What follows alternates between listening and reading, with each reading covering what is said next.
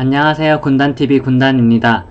오늘은 저번 일본 불매운동에 관하여 이제 많은 또 논쟁거리가 되고 있는 한국, 일본 기술 격차 50년인가? 뭐 100년인가? 뭐 이런 주제를 가지고 이야기해 보도록 할 건데요.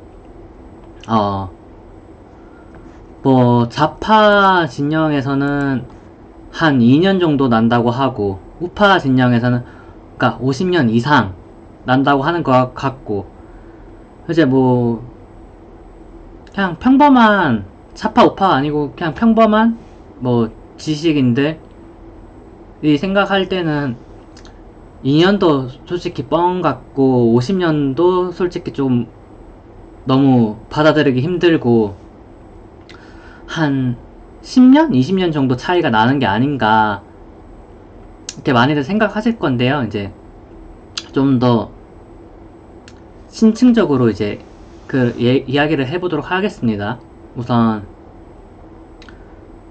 냉정하게 말하면 일단 차이가 나는 거 맞고요. 차이가 나는데 이제 어떤 분야냐에 따라서 조금씩 그 격차가 달라요.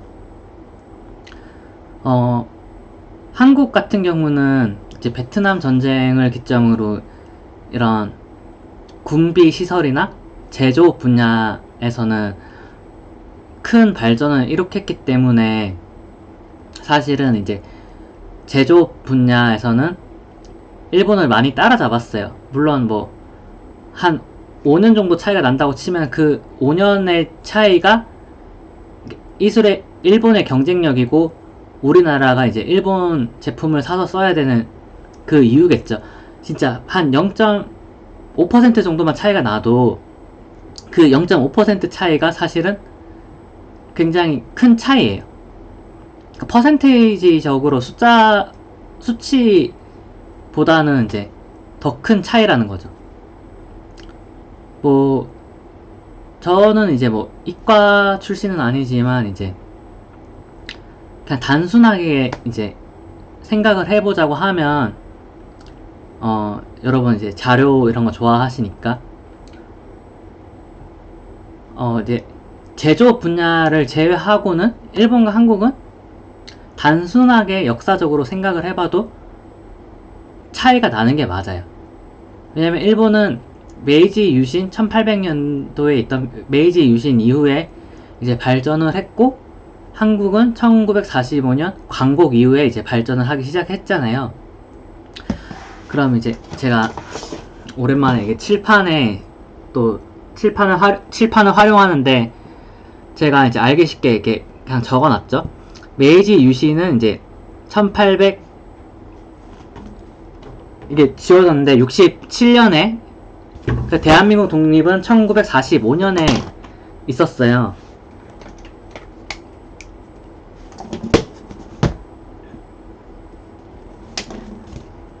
1867년에 있었고 메이지 유신은 1945년. 제가 78년 차이라고 계산을 해서 적어놨죠. 단순하게만 생각해도 일본이 70년을 먼저 근대화를 시작했으니까 70년 정도의 차이가 있어야 정상인 거예요. 사실은 그냥 순수하게 발전 속도가 1대1이라고 가정을 한다면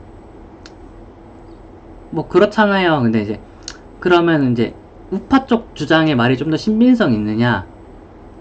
뭐 좀 사실인 부분이 있어요. 70년까지는 오바고, 그러니까 뭐 50년 플러스 알파라고 했잖아요. 50년 정도 차이가 날 것 같아요. 그냥 단순하게만 생각해도. 근데 뭐 지금 보면은 반도체나 휴대폰 기술 이런 거는 삼성이 소니를 뛰어넘지 않았냐, 뭐 이렇게 얘기할 수가 있잖아요. 국가 대 국가가 아니라 기업 대 기업으로서도 보면은 소니의 엑스페리아보다 삼성의 갤럭시 시리즈가 전 세계적으로 훨씬 더 많이 팔리고 있고, 그런 지표로 봤을 때는 그러면 이미 다 따라잡은 거 아니냐. 우리가 서로 일본과 한국이 수출 경쟁을 하고 있으니까 경쟁은 어느 정도 비슷해야 경쟁이 되는 거지. 너희 말처럼 뭐 70년이 차이가 나면 경쟁국이라고 할 수 없지 않느냐라고 하실 수 있는데, 아까 제가 제일 처음에 이제 얘기했죠. 제조업 분야에서는 차이가 많이 좁아졌거나 거의 다 따라잡은 게 맞는 것 같아요. 제조업이라고 하면 이제 대표적으로 자동차 만들고, 배 만들고, 휴대폰 만들고, 그런. 반도체도 일종의 제조업이에요. 첨단 소재를 사용한 제조업이죠. 제조업 분야는, 그러니까 뭐 사실 좋은 건 아니지만 어쨌든 베트남 전쟁 이후로 공장이나 그 다음에 이제 군수 물자들을 이제 개발하고 연구하고 만드는 과정에서 이제 기술들이 축적이 됐기 때문에 경험치가 쌓여서 한국이 이제 급격하게 성장할 수 있게 된 거는 이제 부정할 수가 없어요. 그러면 이제 제가 좀 개인적으로 역사학자로서도 그냥 일반 시민으로서도 좀 싫어하는 말이, 일본 식민지를 거쳐서 한국이 근대화됐다, 일본이 한국을 근대화시켜줬다라는 식민지 근대화론의 관점을 진짜 정말 싫어하거든요. 그 전편 영상에서도 말했지만 한국 사람들이 얼마나 독한데요. 식민지 지배를 당하지 그러니까 식민지 지배를 당하지 않았어도 근대화되고 어쩌면은 오늘날 같은 발전을 이룩했을 확률도 굉장히 높은, 이게 뭐 영어로 치면 포텐셜이 높은 국가였어요, 옛날. 그러니까 조선시대 때 이제 뭐 조선은 뭐 미개하고 뭐 망할 수밖에 없는 나라였다, 이런 것도 일종의 식민지 사관의 영향을 받은 거예요. 그러니까 물론 당시에 이제 뭐 세국 정책 같은 것도 하고 뭐 선교사도 박해하고 하면서 이제 기술 발전을 늦게 받아들인 건 사실이에요, 일본보다. 근데 괜히 2대 기적이라 하죠. 독일의 나일강의 기적, 한국의 한강의 기적. 그러니까 한강의 기적이라는 게 괜히 있던 게 아니에요. 이거는 뭐 진짜 뭐 좌파 우파를 떠나서 새마을 운동을 이제 박정희 대통령님이 하셨잖아요. 이제 정말 대단하고 사실은 뭐 위대한 거예요. 그 당시에 그러니까 박정희란 사람도 대단하지만 국민들이 한마음 한뜻으로, 뭐 저번 영상에도 말했지만 한국인의 단결력과 이제 그런 독기로 인해서 한강의 기적이라는 이제 비약적인 성장이 일어났듯이 분명히 한국이 식민지 지배를 당하지 않았어도 근대화가 늦게 진행을 됐다 하더라도 어느 시점부터는 이렇게 가속이 장난 아니게 붙어서 지금 정도의 위치에 올랐지 않았을까 하는, 뭐 이건 추측이지만 제 말을 듣고 나니 신빙성 있지 않아요? 한국 사람들이 얼마나 독한데요. 저기 뭐 30년째 유망주 국가라는 뭐 그 나라 사람들한테 미안하지만 이제 뭐 브라질, 아르헨티나, 콜롬비아, 뭐 인도, 이렇게 인구수와 천연 자원이 많은 오래된 유망주 국가들하고는 분명히 다른 나라예요, 한국. 국민성 이거 진짜 무시 못하는 성질이거든요. 이제 뭐 이쪽으로 이렇게 말을 좀 오래 세서 했는데, 어쨌든 근데 이제 뭐 식민지가 근대화를 가져다 준 건 맞으니까 이제 그쪽의 관점에서 얘기를 하자면, 그러면 한국은 독립하기 전 1945년 이전에도 계속 발전을 하고 있었던 거 아니냐. 너의 말처럼 78년 차이는 또 뻥 아니냐 이렇게 하실 수도 있는데, 제가 이제 그냥 조금 쉽게 설명을 하자면 그런 거예요. 일본이 이제 한국을 식민지를 하고 이제 자원을 수탈해 갈 적에, 그쵸, 철도 같은 거를 이제 깔아서, 아까도 말했지만 제조업 같은 분야는 식민지 시절부터도 조금씩은 발전하고 있었어요. 한국인들 머릿속에 지식이 쌓이고 있었고, 그러니까 뭐 도로 만드는 기술, 뭐 건축물을 신식으로 짓는 뭐 이런 철강 산업의 기술 같은 거는 축적이 되고 있었어요, 식민지 시절에도. 맞아요. 근데 곰곰이 한번 생각을 해보세요. 인적 자원은 수탈할 적에 세계 2차 세계대전을 뭐 벌린 일본 입장에서 한국인들을 값싼 노동력을 혹은 돈을 안 주고 부려먹을 수 있는 노동자들을 공장에서 일을 하게 하려고 수탈해 갔을까요? 아니면 조선인들이 물리학이 뛰어나니 물리학 연구실에서 일을 하게 해야겠다 하고 수탈을 해갔을까요? 정답은 전자죠. 그쵸? 물론 이렇게 조선이란 나라가 과학이나 이런 수학적인 부분이 현대적이지 않을 뿐이지 그런 수학자나 과학자들이 뛰어났을 수가 있어요. 하지만 이제 메이지 유신을 거친 일본인들 입장에서 그런 이제 과거에 뛰어난 과학 기술, 그러니까 문명화된이라고 하니까 좀 이상한데 어쨌든 서양식 과학 기술이 아니고 그러니까 뭐 조선만의 특유한 과학 기술이 뛰어나다 이런 거를 뭐 알아볼 수 있는 눈도 없었을 뿐더러 그런 거 있잖아요. 장영실의 뭐 발명품 이런 걸 보면은 분명히 뭐 과학적으로도 뛰어난 국가였으면 분명하지만 이제 흔히 우리가 오늘날 말하는 그런 기초과학, 뭐 원자학 이런 게 뛰어났던 국가는 솔직히 아니잖아요. 뭐 안 배워서 그런 거지만 배웠으면 뛰어났을 수도 있죠. 근데 그쵸. 그러니까 뭐 화학자나 물리학자, 수학자들을 수탈해 간 게 아니란 말이에요. 식민지 시절에. 그러니까 그쵸. 제조업에서 그러니까 결국 다시 말하면 제조업에서 일할 뭐 탱크 만들고 비행기 만들고 배 만들고 자동차 만들고 이런 노동자들을 수탈해 간 거예요. 그렇기 때문에 이제 한국의 이런 기초과학 분야는 광복 이후부터 연구 발전되어 왔다고 생각하는 게 타당한 거예요. 그러니까 뭐 그전에도 발전했을 수도 있겠지만 어떻게 보면 이제 그래서 이제 그런 의견 차이가 나는 거예요. 이런 기초과학 분야에서는 일본이 뭐 100년 정도 앞서 있다고 해도 그렇게 큰 허언이 아니. 그러니까 기초과학 분야에서는 확실히 일본이 그냥 노벨상 숫자만 봐도 알 수 있잖아요. 노벨상도 많이 받을 만큼 뛰어나요. 노복공학, 기초과학. 이제 한국은 아무래도 이제 당장의 경제 성장을 위해서 이제 그런 기초과학 분야보다는 뭐 생물화학 분야 이런 쪽보다는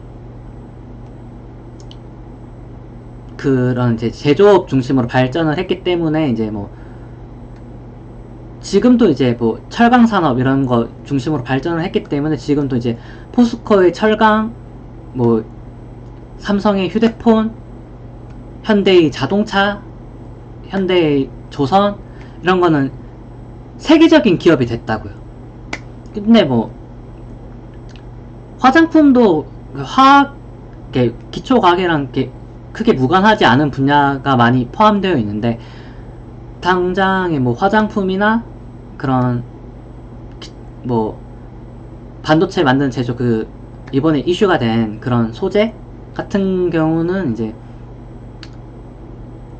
고급 기술을 이제 일본이 아무래도 더 많이 갖고 있고 그런 분야에서는 기술 격차가 50년 이상 나는 게 맞는 것 같다 라고 생각하시면 돼요. 근데 이제 뭐 평균 수치로 따지면은 아까도 말했지만 이제 그건 이제 기초 분야고 이제 기초를 응용한 분야 혹은 이제 기초 과학을 이게 기초품을 가지고 제조업을 하는 단계에 와서는 50년이나 100년까지는 아니고 이제 한 5년에서 10년, 15년 정도 차이가 나는 것 같아요.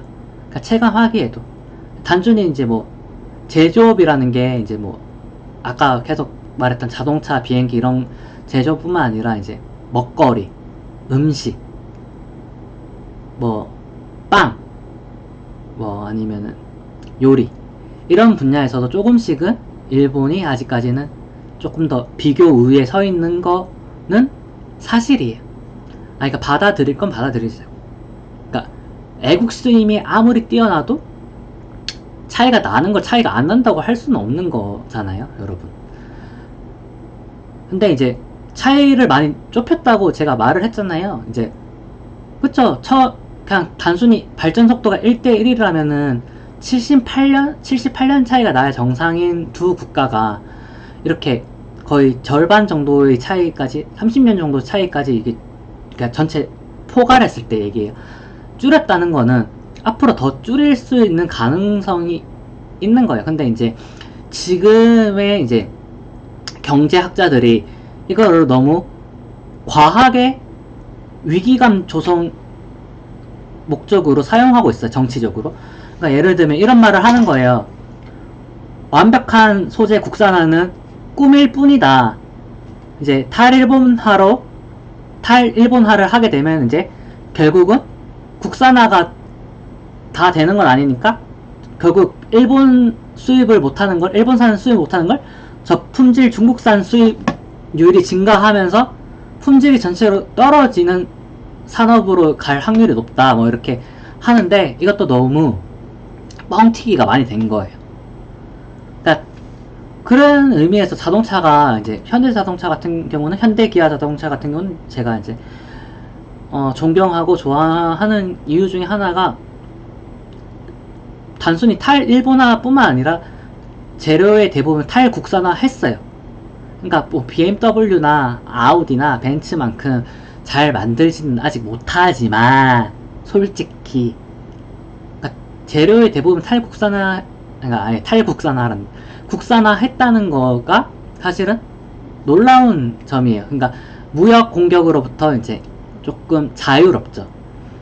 그에 비해 이제 반도체 분야는 자유롭지 않았는데 일본이 이번에 반도체 분야를 공격한 거잖아요. 근데 이제 얼마 전에 이제 삼성 이재용 회장님이 이제 인터뷰하는 거 봤는데 약간 눈 돌아갔더라고요. 이렇게 화가 많이 나셔가지고 이제 뭐 그런 말, 이게 팩트인지 아닌지는 정확하게 체크가 안 되는, 아마 팩트겠죠. 이제 일본이 이렇게 배신할 줄 몰랐다. 앞으로 이제 탈일본화해서 최대한 국산화해서 이제 나중에는 일본이 싹싹 빌어도 소용없다, 뭐 이런 말까지 했다고 하는데, 그러니까 뭐 장기적으로 봤을 때 뭐 일본 하든 뭐 미국 하든 중국 하든 다 이제 기업은 이익에 따라서 움직이는 거란 말이에요. 근데 아까 말했듯이 이제 탈일본화로 인해서 그 빈자리를 저품질 중국산이 채울 확률이 높아요. 높은 건 맞는데 제가 계속 강조하고 있는 게 뭐죠? 한국인들은 독하다고. 사드 보복 때 중국도 믿을 수 없다는 걸 한국인들은 이미 학습했어요. 그렇기 때문에 그러니까 사드 때 중국이 보복을 안 했으면 이럴 확률이 높죠. 근데 사드 때 이미 보복을 당해서 기업들이 많이 피해를 봤어요. 좀 가장 슬픈 기업이 롯데예요. 롯데는 중국 사드 보복 때도 피해를 당하고 반일 불매 운동 때도 피해를 당하고 있어요. 그러니까 제가 롯데 편은 드는 거 아닌데 지금 롯데 회장님은 탈모 오실 것 같아요. 만약에 기업을 운영하는 입장에서. 그렇잖아요. 중국 때도 중국한테 피해를 당하고, 일본 하고 이슈 있을 때도 일본 불매 운동 때문에 또 피해를 또 당하고 있고. 그 롯데가 친일 기업이라서 그런 거 아니냐. 그러니까 뭐 그런 걸 떠나서 그냥 롯데가 이제 얼마 전에 미국 롯데 기업이 이제 미국 트럼프와 이제 뭐 만찬을 가졌다 이런 기사를 본 적이 있는데, 롯데는 이참에 롯데의 성향상 이제 친미파 기업이 되지 않을까. 중국도 일본도 못 믿겠다. 여러분이 사업하는 입장이랑 그렇지 않겠어요? 근데 이제 뭐 아마 근데 기업가 입장에서 품질이 떨어진 거를 썼을 때 결과물이 안 좋으면은 쓰지 않을 거예요, 아마. 뭐 탈일본으로 인해서, 그러니까 국산화를 하면 좋겠지만 국산 거도 품질이 떨어진다 그러면은 이제 뭐 대체품으로 조금 멀긴 한데 이제 유럽에 독일 거를 사다 쓸 확률이 높아요.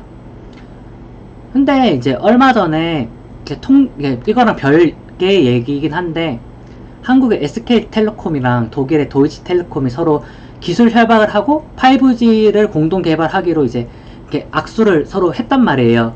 이런 것처럼 꼭 이제 일본 거를 안 쓴다고 해서 뭐 국산화가 꿈일 수도 있어요. 모든 부품이 이제 국산 기술이 다 뛰어난 게 아니니까 인정할 건 인정하자고요. 근데 그렇다고 해서 중국 거를 쓴다? 그거는 솔직히 물음표예요. 이미 중국한테도 당할 만큼 당해봤잖아요. 국산화가 제일 좋겠지만 만약에 급한 대로 조금 가격이 좀 더 비싸더라도 뭐 SK텔레콤이 기술 협약했듯이 독일과 손을 잡지 않을까. 오히려 그 방향성도, 아니면 독일이 너무 먼 나라다 그러면 뭐 미국과 손을 잡을 수, 원래 기업은 국경이 없거든요. 근데 유럽 국가들과 이제 손을 잡는 게 장기적으로 보면 어쨌든 뭐 현대자동차도 그렇고 이제 스페인 뭐 마드리드에도 공장 지었고 거기서도 뭐 현지에서 기아 자동차 생산하고 뭐 체코에서는 현대자동차 생산하고 이렇게 유럽, 그러니까 중국 시장이 다가 아니라 중국 시장에만 의존하지 않기 위해서 이제 유럽 국가들과 손을 지금 현재 많이 잡고 있어요. 뭐 잘 알려지진 않았지만 뭐 슬로바키아에도 기아 공장이 지어져 있고 그런 식으로 이제 앞으로 이제 그러니까 재료의 다원화를 하는 거는 결국 나쁜 건 아니니까 이번 기회에 이제 뭐 국산화 꼭 해야 된다, 국산화는 꿈이 아니냐, 이렇게 서로 싸울 필요 없이 유럽 시장 혹은 뭐 유럽과의 연계 이런 쪽도 그러니까 가능성을 열어두고 생각을 하는 게 한국의 발전에 더 도움이 되지 않을까. 혹시 또 그렇게 서로 발전하는 과정 속에서도 이제 뭐 더 이제 일본과의 기술 격차가 또 좁아질 수도 있는 거예요. 이번에 삼성이 그 반도체 D램 쪽이었나요? 제가 알기로 이제 뭐 퀄컴과 뭐 이렇게 같이 공동으로 하는 거 있잖아요. 이런 식으로 이제 뭐 꼭 일본이 아니더라도 이제 뭐 미국이나 뭐 프랑스, 독일 같은 이제 또 다른 선진국들도 이제 많이 있으니까 뭐 이렇게 친구를 많이 만들어서 나쁠 건 없잖아요. 네, 저는 제 생각은 그렇습니다. 기술 차이가 난다의 진실은 분야마다 다르고 뭐 이미 많이 따라잡은 분야도 있겠지만 단순히 기술 격차가 2년 난다, 50년 이상 난다 이렇게 말하기에는 너무 그게 얽히고 설켜있는 게 너무 많아요. 그래서 딱 잘라서 말할 수 없지만 분명히 차이는 존재하고 평균적으로 따졌을 때는 뭐 한 20년 정도 나는 것 같다. 그리고 아까도 말했지만 분야에 따라서 다르다고 했잖아요. 기초과학 분야는 확실히 50년 이상 난다고 했을 때 그게 과대 그러니까 과대 포장된 허언이 아니다 라는 것 정도. 뭐 저도 이런 말 하는 게 기분은 나쁘지만 어쩌겠어요. 그게 사실이고 진실인데. 그럼요, 차이가 안 나는 게 이상하다고 이제 다시 이제 말씀드리는 거예요. 왜냐면 일본은 한국보다 근대화의 시작이 78년 빨랐으니까. 70년, 그러니까 80년 차이가 안 나는 게 어떻게 보면 다행인 거예요. 그러니까 뭐 한 세기 이상 차이 난다 이런 거는 솔직히 조금 과장된 부분이 없지 않아 있는데, 그건 이제 심리적인 부분도 그렇게 말을 할 때는 심리적인 부분도 있어요. 왜냐면 그게 뭐 기술이라는 게 그렇잖아요.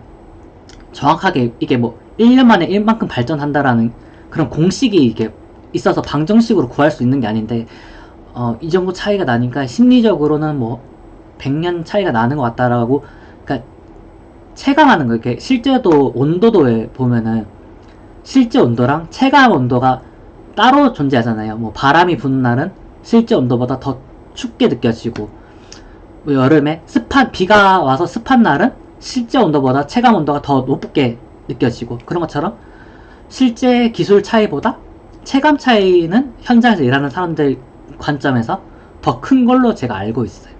그렇기 때문에 거기 이제 현장에서 일하는 기술자 분들은 뭐 저를 포함해서 실제로 차이가 나는 것보다 더 크게 보통 말을 해요.